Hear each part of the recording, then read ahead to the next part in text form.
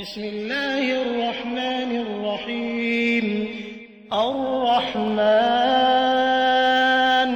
علم القرآن خلق الإنسان علمه البيان الشمس والقمر بحسبان والنجم والشجر يسجدان والسماء رفعها ووضع الميزان ألا تطغوا في الميزان وأقيموا الوزن بالقسط ولا تخسروا الميزان والأرض وضعها للأنام فيها فاكهة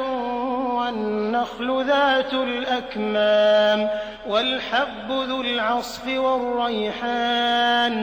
فبأي آلاء ربكما تكذبان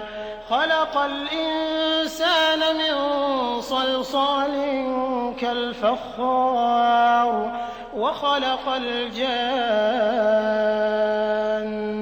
من مارج من نار فبأي آلاء ربكما تكذبان رب المشرقين ورب المغربين فبأي آلاء ربكما تكذبان مرج البحرين يلتقيان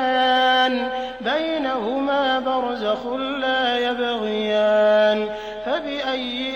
آلاء ربكما تكذبان يخرج منهما اللؤلؤ والمرجان فبأي آلاء ربكما تكذبان وله الجوار المنشآت في